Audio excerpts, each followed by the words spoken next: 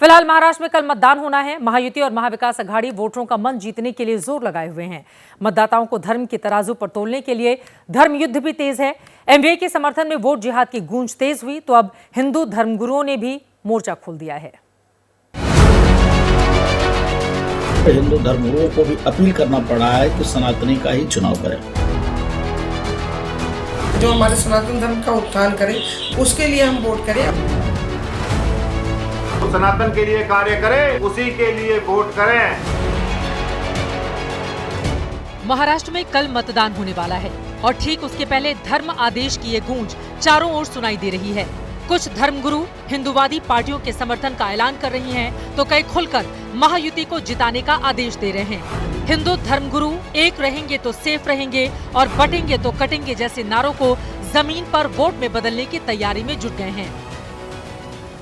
जिस प्रकार से वहां पर मुल्ले मौलवी मदरसा लगातार ये प्रयास कर रही है कि हिंदुत्ववादी विचारधारा के लोग चुनाव न जीतें, राष्ट्र विरोधी चुनाव जीते, इसके नाते हिंदू धर्मगुरुओं को आगे आना पड़ा है और हिंदू धर्मगुरुओं को भी अपील करना पड़ा है कि सनातनी का ही चुनाव करें। साध्वी गीतांबा तीर्थ और त्रिशूल बाबा ने भी एकजुट होकर हिंदुत्ववादी पार्टी को वोट डालने की अपील की है।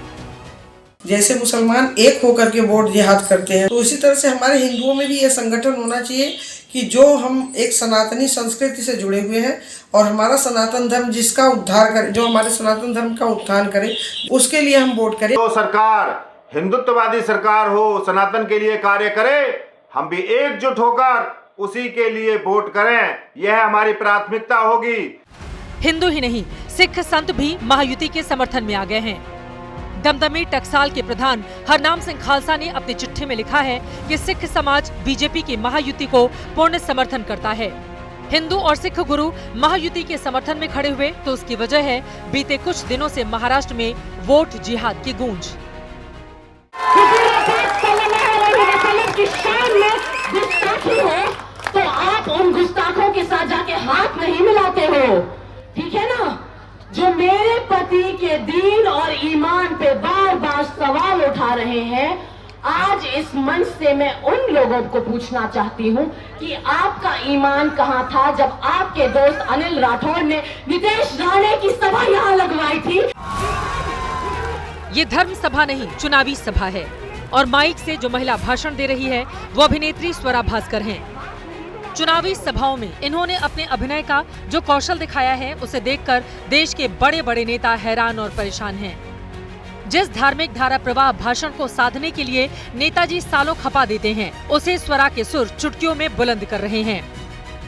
आपका ईमान कब कहा था जब वो लोग जो आपकी पार्टी और आपके पक्ष में, आपके गठबंधन में आपके साथी हैं, वो कह रहे हैं कि जब महायुति की सरकार आएगी तो सबसे पहला काम वो ये करेंगे कि मस्जिद पर से लाउडस्पीकर हटा देंगे। सिर्फ चुनावी मंच से स्वरा धर्म का जाप नहीं कर रही, मौलानाओं के दर पर हाजिरी लगाकर भी पति की जीत के लिए आशीर्वाद ले रही हैं। तस्वीरों में स्वरा और उनके पति फहाद अहमद जिस शख्स के साथ नजर आ रहे हैं वो है मौलाना नोमानी। वही नोमानी जो खुलकर एमवीए के समर्थन में बैटिंग कर रहे हैं। मुझे मालूम है लोकसभा के इलेक्शन में आपके कुछ लोगों ने बीजेपी का साथ दिया था।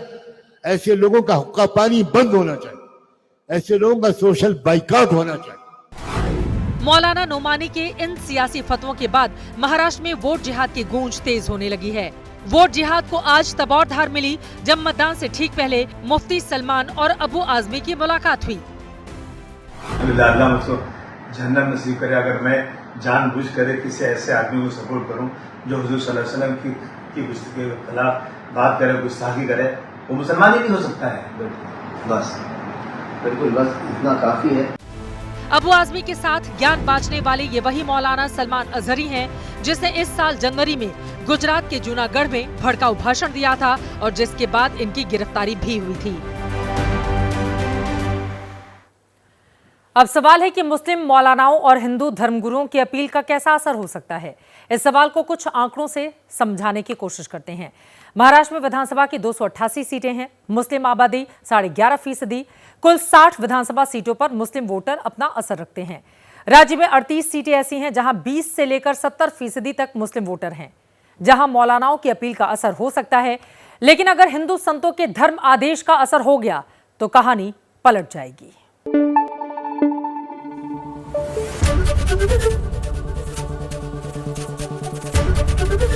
एबीपी न्यूज आपको रखे आगे।